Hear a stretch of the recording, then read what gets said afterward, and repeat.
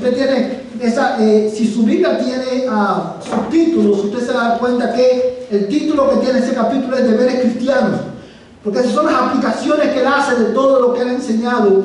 Y el versículo 1 habla, del versículo 1 al 7, habla de diferentes aplicaciones, cosas que debemos hacer a la luz de lo que él ha enseñado. Y el versículo 8, él dice esta declaración extraordinaria: Jesucristo es el mismo ayer, hoy y por los siglos. Y a partir del versículo 9 hasta el final del capítulo, él continúa haciendo, hermanos, aplicaciones que están todas relacionadas, se desprenden de la verdad, no solamente de que Cristo es mejor, sino de que Jesucristo es el mismo ayer, hoy y por los siglos. Cuando nosotros leemos este versículo, debemos preguntarnos qué significa eso. Y es, hermano, es por esto que este versículo es tan extraordinario. Yo diría que es el corazón, no solamente de la carta, sino también de este capítulo. Cuando él dice Jesucristo es el mismo ayer, hoy y por los siglos, está, hermano, haciendo referencia a dos atributos de Cristo, dos características de Cristo que resaltan su divinidad. Y es, en primer lugar, su eternidad. Él es el mismo ayer, hoy y por los siglos. Cristo es eterno. Cristo es eterno, amados hermanos. Y ese es un atributo que le corresponde ¿a quién? A Dios solamente. Pero también está mencionando otro atributo de Dios. ¿Cuál es ese otro atributo de Dios? La inmutabilidad de Cristo. Y usted se preguntará, pastor, ¿qué significa la inmutabilidad de Cristo? Bueno, hermano, en esta mañana pudiéramos darle definiciones elegantes y muy teológicas de este atributo de Dios, pero dejemos que sea el Espíritu Santo quien nos defina qué es lo que es la inmutabilidad de Cristo. Y el Espíritu Santo, hablando a través de Santiago, él dice, hermano, él describe, si quieren los que están tomando nota lo pueden poner en sus notas, pero Santiago, hermano, describe la inmutabilidad de Cristo de esta manera: toda buena dádiva y todo don perfecto viene de lo alto, desciende del Padre de las luces, y dice, con el cual no hay cambio ni sombra de variación. Amados hermanos, y este es un atributo que, al igual que la eternidad de Dios, le corresponde ¿a quién? A Cristo. Son atributos que resaltan, hermano, el hecho de que Jesucristo no es solamente 100% Dios, sino que también, él no solamente es 100% hombre, sino que también es 100% Dios. Y usted se preguntará, ¿por qué él resalta esto aquí? Bueno, la razón por la cual él lo hace es porque al él resaltar y recordarle a la iglesia que Jesucristo es el mismo ayer, hoy y por los siglos, está recordando a la iglesia que la autoridad de su enseñanza, la autoridad de estas aplicaciones se desprenden del hecho de que Jesucristo es Dios. Porque Jesucristo es Dios. La iglesia debe no solamente escuchar su palabra, sino también responder adecuadamente a su palabra. Pero también cuando él, en medio de todas estas aplicaciones, cuando él le dice a la iglesia, Jesucristo es el mismo ayer y hoy por los siglos, iglesia, él está animando a su congregación sufriente y le está diciendo, Jesucristo, atesoren a Cristo, él no cambia. Tus circunstancias cambian, tu amor por él cambia, pero él permanece el mismo. Amén. Amados hermanos, y esto él lo resalta en la mente de ellos para demostrarle, para enseñarle la razón por la cual ellos deben atesorar a Cristo es porque Cristo mismo, su persona y su obra es el fundamento sobre el cual descansa la fe cristiana. Amén. El cristianismo se sostiene o se cae con Jesucristo. Él es el fundamento. Y ese es precisamente, hermano, el título del mensaje que quiero predicarles en esta mañana. Hoy, basado en los versículos 8 al 16, quiero predicarles, hermano, un mensaje titulado Cristo, el fundamento inquebrantable de nuestra fe. Cristo, el fundamento inquebrantable de nuestra fe. Porque Cristo es el fundamento inquebrantable de nuestra fe, Él es también el fundamento inquebrantable de la iglesia. Amados hermanos, si usted ha tomado tiempo y ya ha observado, usted va a ver, por ejemplo, que al final del templo, tenemos varias pancartas, y cada una de ellas describe un aspecto de nuestra iglesia. Y uno de esos aspectos es que nosotros somos una iglesia centrada en Cristo. La primera iglesia bautista, somos una iglesia centrada en Cristo. ¿Por qué? Porque a la luz de la Escritura nosotros entendemos que Cristo es el fundamento de nuestra fe y de la iglesia. Y yo quiero demostrarte en estos versos por qué Cristo es el fundamento de nuestra fe. Hoy quiero demostrarte por qué Cristo permanece como el centro de la vida de la iglesia y por qué tú debes atesorar a Cristo más que todas las cosas en tu vida. Y lo primero, amados hermanos, que quiero ver contigo en esta mañana es esto. Cristo es, amados hermanos, el fundamento inquebrantable de nuestra fe, porque Cristo es el fundamento de nuestra doctrina. Cuando hablamos de fundamento, estamos hablando, hermanos, de cimiento, la base que sostiene un edificio. Cristo, amados hermanos, la iglesia debe atesorar a Cristo y mantener a Cristo en el centro de todo lo que hacemos, porque Cristo mismo es el cimiento, el fundamento de nuestra doctrina. Y usted se preguntará, ¿qué significa la palabra doctrina? Bueno, la palabra doctrina significa, hermanos, simplemente enseñanza. Es la enseñanza, las verdades que la iglesia cree y enseña basados en la inerrante y suficiente palabra de Dios. Esa es la doctrina cristiana. Solo lo que nosotros creemos está fundamentado, está basado en la persona de Jesucristo. Por eso la iglesia debe conocer a Cristo y atesorar a Cristo. Mira conmigo el versículo 8 y 9. Dice, Jesucristo es el mismo ayer y hoy y por los siglos. Verso 9, no os dejéis llevar por doctrinas diversas y extrañas, porque buena cosa es para el corazón el ser fortalecido con la gracia, no con alimentos de los que no recibieron beneficio los que de ellos se ocupaban.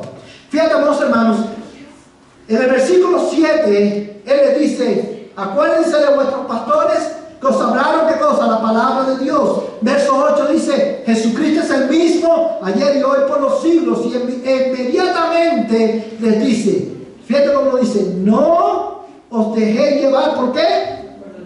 Por doctrinas diversas y extrañas. Amados hermanos, cuando yo leía este versículo, yo pensaba de tantas aplicaciones que él podía haber hecho. ¿Por qué el Espíritu Santo lo guía a exhortar y advertir a la iglesia acerca de falsas doctrinas? ¿Verdad? Quizás en la mente de la iglesia moderna hoy, quizás hubiera sido mejor desde nuestra perspectiva que hubiera dicho, bueno, hoy, después de haberle dado este mensaje, le voy a decir cómo ustedes pueden ser mejores padres, personas, cómo pueden ser exitosos. Pero él no le dice eso, él le dice, entre tantas exhortaciones que le hace, le dice, no se dejen llevar. No se dejen arrastrar. La palabra llevar, hermano, en este texto transmite la idea, hermano, de ser arrastrado por, hermanos, por la fuerza de un viento. Y él está advirtiendo a la iglesia, no te dejen llevar de un lado hacia otro, guiados, y esta es la idea, por conclusiones erradas. Amados hermanos, la idea de este texto es que los hermanos no se deben dejar mover de la seguridad de su fe por enseñanzas que son contrarias a la palabra de Dios. Amados hermanos, el autor de los Hebreos introduce esta advertencia inspirado por el Espíritu Santo. ¿Usted sabe por qué? Porque, amados hermanos, las doctrinas extrañas o las falsas doctrinas pervierten la verdad de Dios, endurecen el corazón y llevan al hombre a depositar su confianza en un fundamento inseguro. Es por eso que el autor de los Hebreos, hermanos, después de exponer la belleza y la superioridad de Cristo, advierte a la iglesia: tengan cuidado, no se dejen llevar por doctrinas. Y quiero que notes cómo él describe estas doctrinas. Dice: diversas y extrañas. Y estas no son palabras que fueron usadas por casualidad. El autor de los Hebreos describe estas doctrinas como diversas porque las falsas doctrinas se ponen de manifiesto y se enseñan de diferentes maneras. Las falsas doctrinas son verdades de las Escrituras que han sido distorsionadas por hombres malvados con el fin de pervertir la verdad de Dios. Y eso se pone manifiesto, hermano, de diferentes maneras. Amados hermanos, yo creo que no hay una de las exhortaciones más sobrias de esta carta, hermano, es precisamente esta. Porque cuando usted ve la historia de la iglesia, hermanos, uno de los enemigos más grandes de la iglesia de Cristo, ¿usted sabe cuáles son? Los falsos maestros y las falsas doctrinas. Hermanos, a lo largo de la historia, no ha habido un enemigo tan feroz y tan efectivo contra la iglesia como este. Cuando el diablo, hermano, cuando la iglesia fue perseguida con la intención de destruir la iglesia se multiplicó y creció de una manera extraordinaria. Cuando usted ve la historia del primer siglo de la iglesia, cuando la iglesia empezó a ser perseguida, ese fue el medio que Dios utilizó. ¿Para qué? Para llevar el evangelio a todas partes del mundo. Todos los enemigos externos de la iglesia, todos, sin excepción de ninguno, han fracasado. El único que ha hecho daño es la falsa doctrina, los falsos maestros. Por eso Pablo, en cada una de sus cartas, también exhorta a la iglesia y le dice: tengan cuidado con la falsa doctrina. El libro de Judas, hermano, la carta de Judas, que es una de las últimas cartas está antes del libro Apocalipsis, es una advertencia a la iglesia acerca de las falsas doctrinas. ¿Por qué? Porque la falsa doctrina tiene el poder de, pervierte la verdad de Dios, endurece el corazón del hombre y lleva al hombre a poner su confianza en un fundamento inseguro. Generalmente todas las falsas doctrinas tienen como características que están centradas en el hombre y no en Cristo.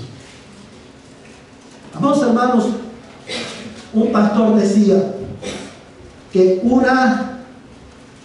las falsas doctrinas, la falsa enseñanza constituye una vacuna contra el evangelio.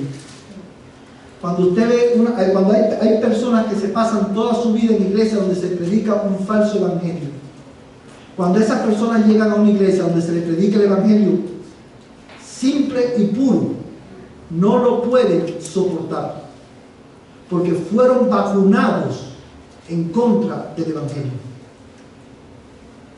Y es por eso, hermanos, que esta es una advertencia sobria para nosotros también. Pero también, hermano, él dice que son diversas y extrañas. ¿Por qué las llama extrañas? No porque sean novedosas, sino porque, amados hermanos, las llama extrañas porque estas doctrinas no son reconocidas por la palabra de Dios. Son contrarias a la palabra de Dios. Amados hermanos, por eso, hermano, el autor de los Hebreos, usted se preguntará: ¿qué tiene que ver esto con la eternidad y la inmutabilidad de Cristo? Amados hermanos, escúchame bien en esta mañana, porque Cristo no cambia, porque Él es inmutable, sus enseñanzas no cambian. La verdad de la Biblia no cambia. La inmutabilidad de Cristo es el fundamento de la inmutabilidad de la palabra de Dios, de la enseñanza de Dios. Hermanos, muchos pueden argumentar y decir: este libro fue escrito hace muchos años atrás. La Biblia es un libro antiguo, es un libro irrelevante que fue escrito en una circunstancia La cultura ha cambiado, la sociedad ha cambiado, los conceptos han cambiado. Y por eso la Biblia hoy no es relevante para nosotros. Y ese es un error. La Biblia es un libro, hermano, antiguo, pero relevante. ¿Sabe por qué? Porque la cultura puede cambiar. En nuestro concepto de matrimonio puede cambiar. Muchas cosas pueden cambiar, hermano. Pero lo que nunca puede cambiar y nunca va a cambiar es la palabra de Dios. Amén. La palabra de Dios sigue siendo verdad. Amén. La palabra de Dios sigue siendo autoritativa y sus enseñanzas fueron relevantes para la iglesia del primer siglo, para la iglesia del Antiguo Testamento, y sus enseñanzas siguen siendo relevantes y necesarias para nosotros, porque Jesucristo no cambia, su palabra no cambia. Y por eso le dice, porque la enseñanza que sus pastores le dieron, los pastores que ustedes recibieron, que tenían antes, que ya quizá murieron, ellos que los guiaron por la palabra de Dios, ya ellos no están. Pero la palabra de Dios, lo que ellos le enseñaron, permanece. Porque Jesucristo no cambia. Por eso ustedes no se dejen llevar por doctrinas diversas y extrañas. La palabra de Dios es la misma. Profundiza en la palabra. Cree la palabra. Estudia la palabra. Hermano, la única manera de discernir la falsa doctrina es conociendo la sana doctrina. Y para conocer la sana doctrina, usted tiene que estudiar la Biblia, tiene que meditar en la Escritura, tiene, hermanos, que orar al Espíritu de Dios para que el Espíritu de Dios te dé sabiduría para entender sus palabras. Amados hermanos, hoy las personas, hoy hay muchos teleevangelistas y predicadores en la televisión. No todos son malos, la mayoría de ellos sí.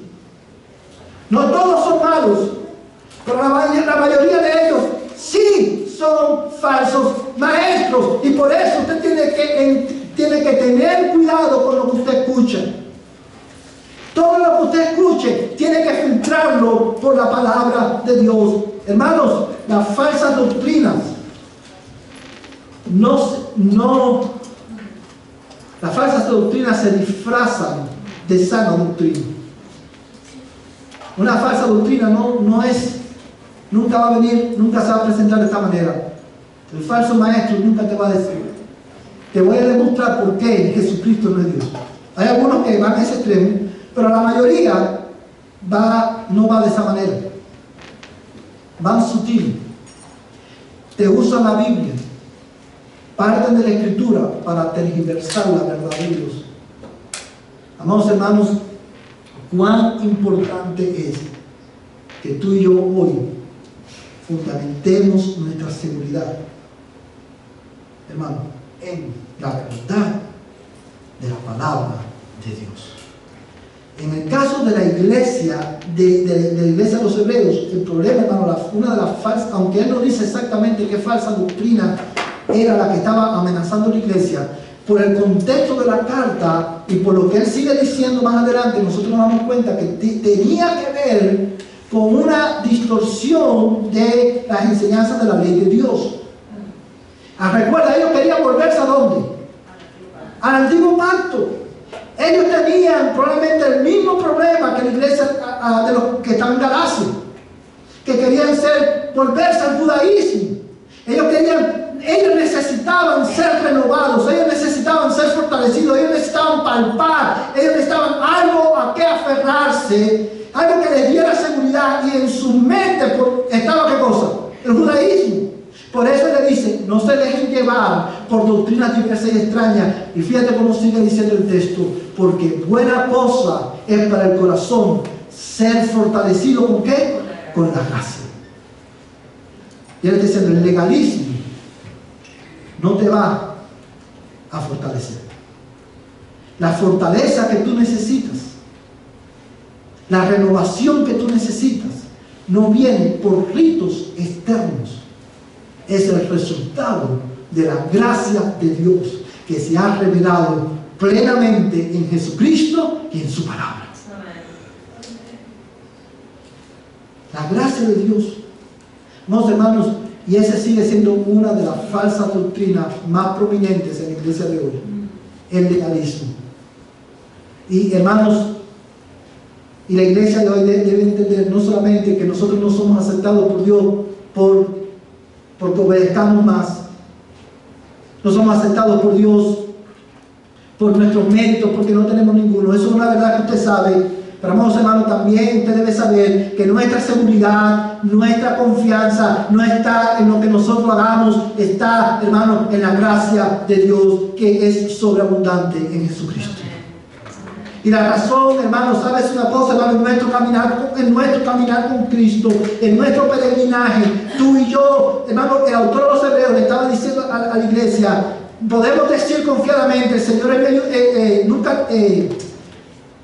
podemos decir confiadamente, nunca te dejaré, nunca te desampararé. Él usa la escritura, amados hermanos, y él dice, podemos decir con confianza que el Señor nunca nos va a desamparar, nunca nos va a abandonar. Pero, la iglesia de los Hebreos podía decir eso con confianza también. Y hoy tú y yo, en el 2023, en Dallas, Texas, podemos decir también, podemos caminar la vida cristiana, podemos vivir nuestra fe con la seguridad, podemos decir confiadamente que el Señor no nos va a abandonar ni nos va a dejar, porque Jesucristo no cambia. Él es el mismo ayer, hoy y por los siglos. La fuerza que tú necesitas, la verdad que tú necesitas, hermano, no viene de ritos externos que podamos hacer, sino de la gracia de Dios que fluye abundantemente por Jesucristo.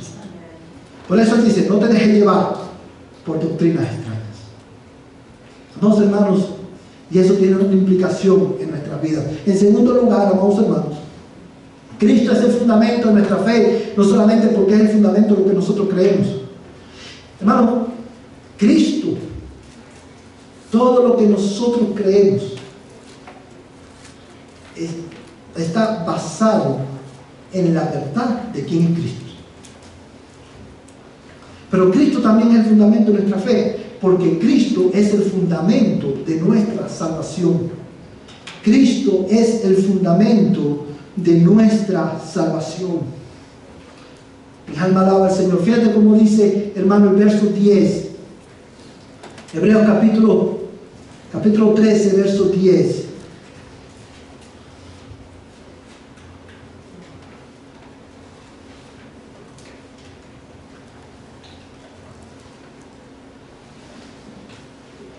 Amén.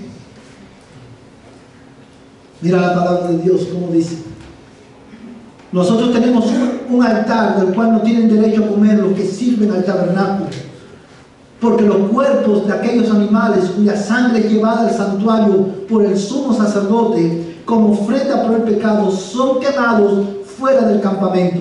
Por lo cual también Jesús, para santificar al pueblo mediante su propia sangre, padeció fuera de la puerta. Verso 13. Así pues, salgamos a él fuera del campamento llevando su oprobio.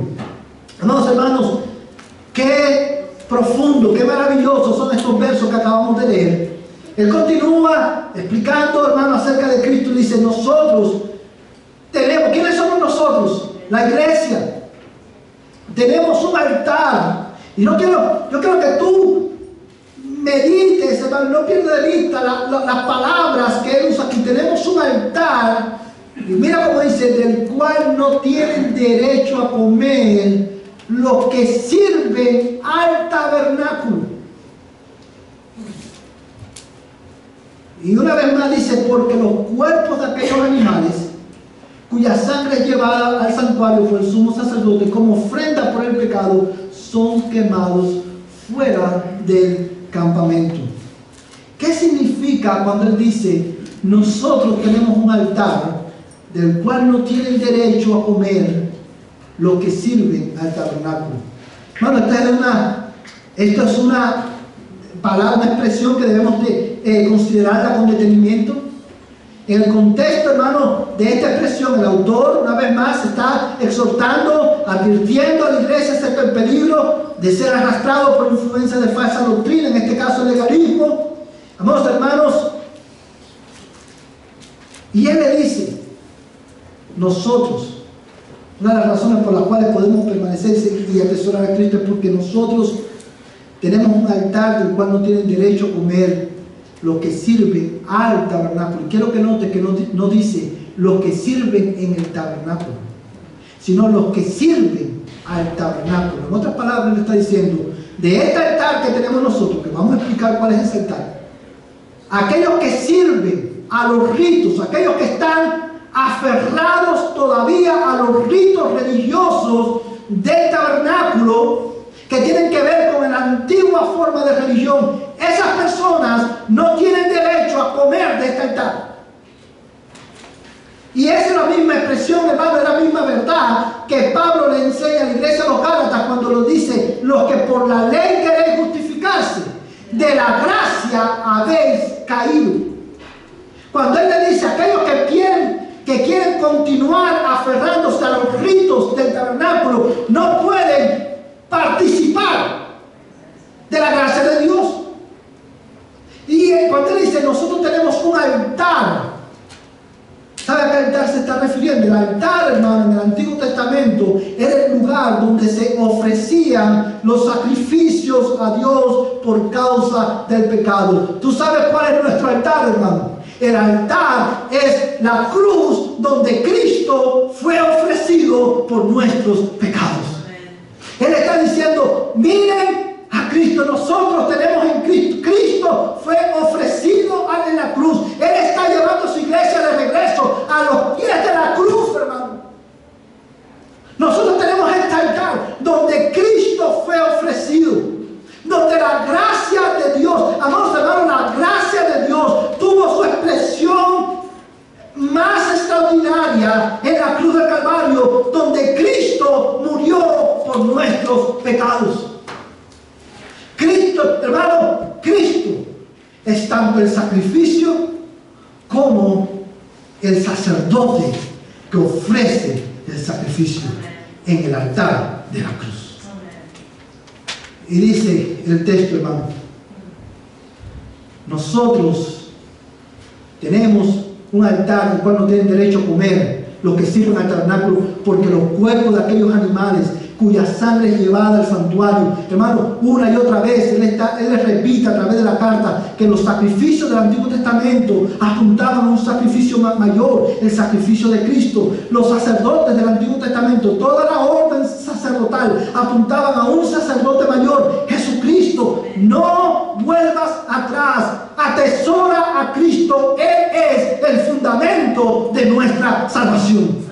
Por eso la Biblia llama a Dios, hermano, la roca de la salvación. Amén. Hermano, ¿por qué Cristo es el fundamento de la salvación?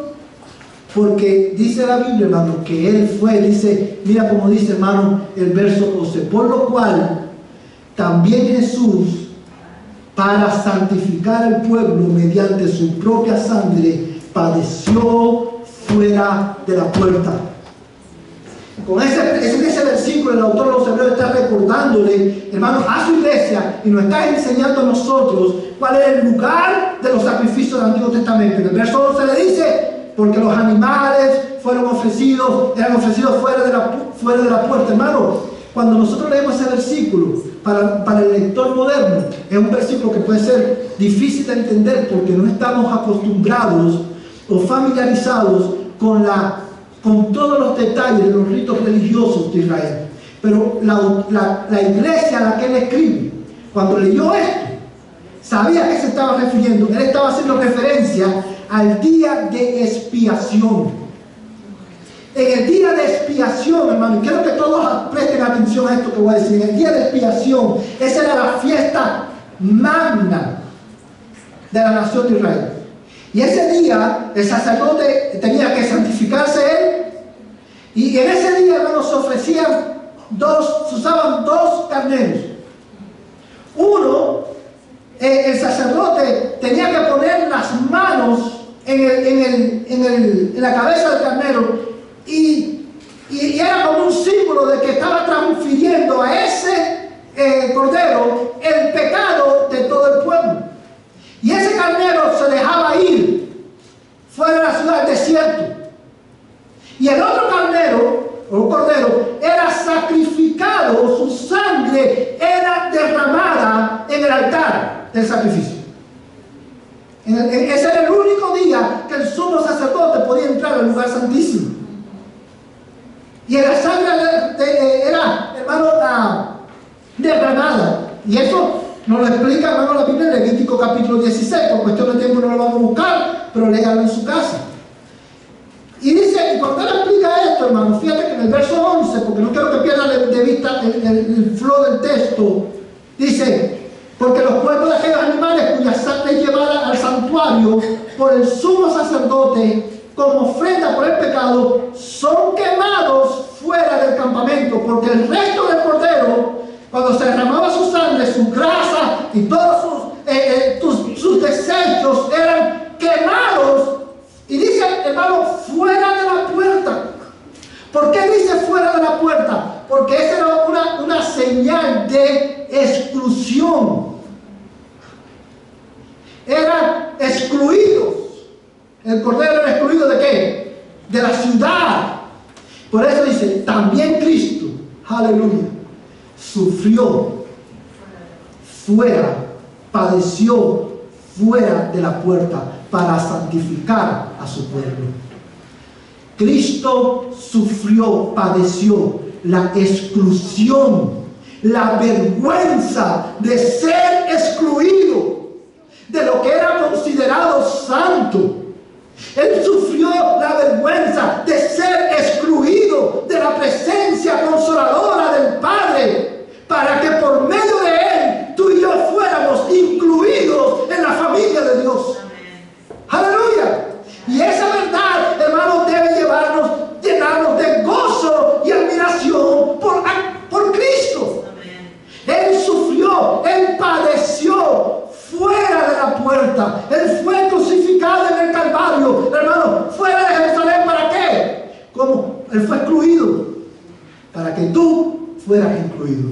Él murió para que tú tuvieras vida. Es por eso que Cristo es el fundamento seguro de nuestra salvación. No los ritos. Hermanos, y como lo hemos dicho 1000 veces en la iglesia, tú no eres aceptado por Dios por todo lo que tú haces. Tú no eres, nosotros hacemos, obedecemos, adoramos, servimos, porque hemos sido salvados sobre la base, sobre el fundamento de lo que Cristo hizo por ti y por mí en la cruz del Calvario. Amén. Tú eres aceptado porque Cristo fue excluido. Amén. ¿Cómo no hemos de amarlo? ¿Cómo no hemos de atesorarlo? ¿Cómo no hemos de, hermano, de besar sus pies? Es el fundamento de nuestra salvación. No hay salvación fuera de Cristo. Amén. Y esta es una verdad, hermano, por la cual la iglesia tenía que aferrarse a Cristo. Olvídate de los ritos. Olvídate de la religión anterior. Atesora a Cristo. Amén. Él es el fundamento de lo que creemos. Él es el fundamento de nuestra salvación. Amén. Amados hermanos, Cristo es la fuente de toda gracia salvífica. Amén. Cristo es la fuente de toda gracia sostenedora. Él es el fundamento de nuestra salvación. Amén. Y aquellos que persisten en ganar el favor de Dios por medio de ritos y de prácticas religiosas, aquellos que persisten en obtener el favor de Dios a través, hermanos, de seguir tradiciones de hombres, no participan de este altar. Eso significa que para ellos no hay gracia, para ellos no hay salvación, porque por las obras de la ley nadie será justificado. La salvación es una obra de gracia que ampliamente se pone manifiesto a través de Jesucristo. Oh, mi amada iglesia, cuánto es mi anhelo que tú puedas atesorar a Cristo de esta manera como tu mayor tesoro.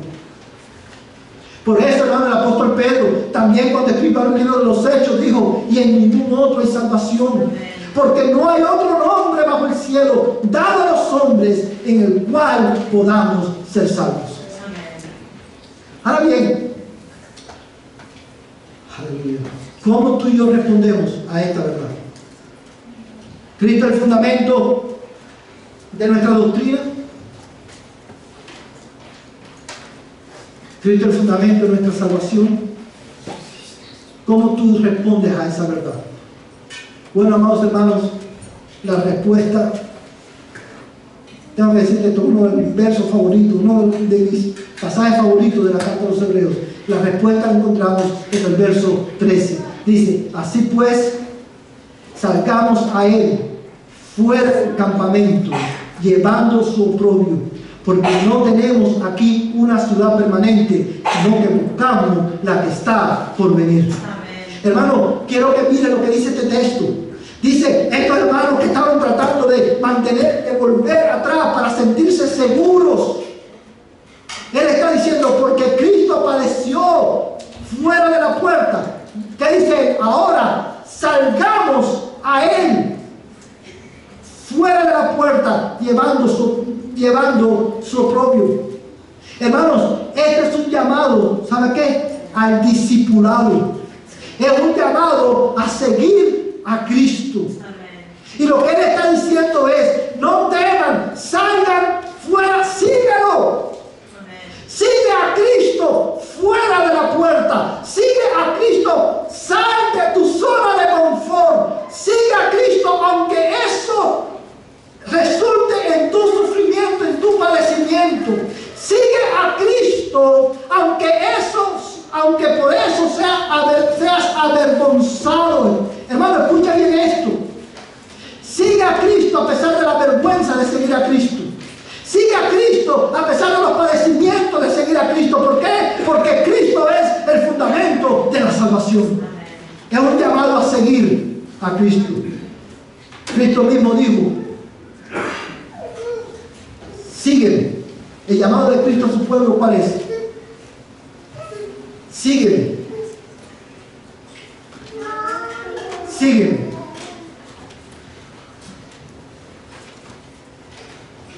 ¿Y qué es lo que implica seguir a Cristo? Seguir a Cristo implica salir, morir a ti mismo. Morir a tus deseos, a tus prioridades. Dice a el que me sigue, tome su cruz cada día y sígame. Yo te hago una pregunta en esta mañana. Hermano, seguir a Cristo comienza con participar de Cristo. ¿Has participado tú de este altar? ¿Has participado tú de este altar?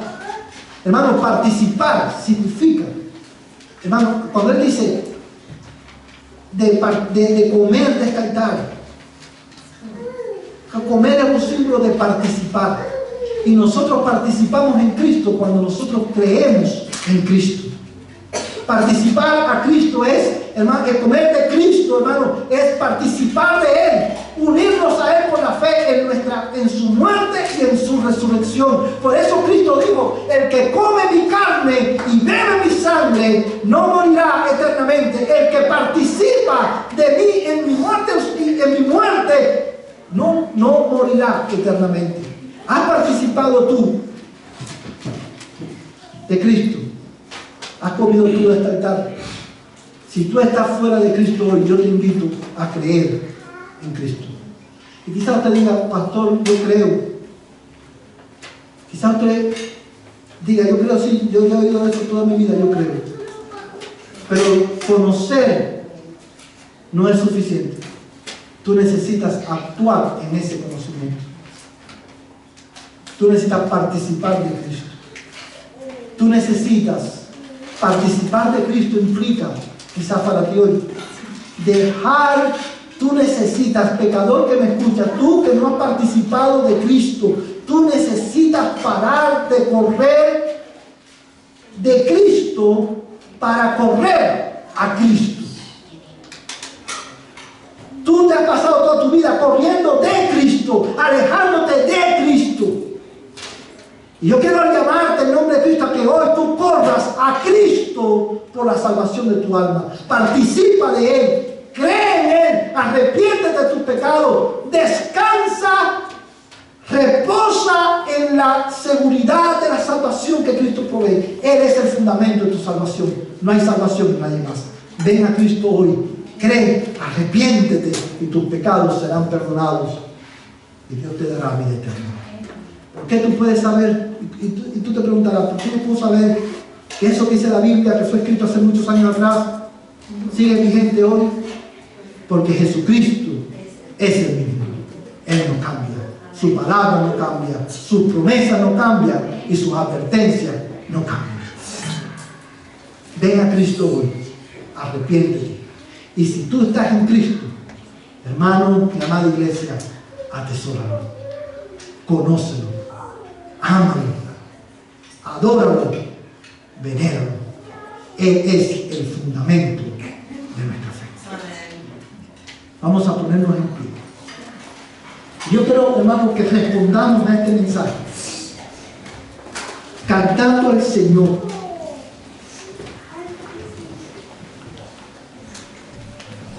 Vamos a cantar: pon tu mirada en Cristo.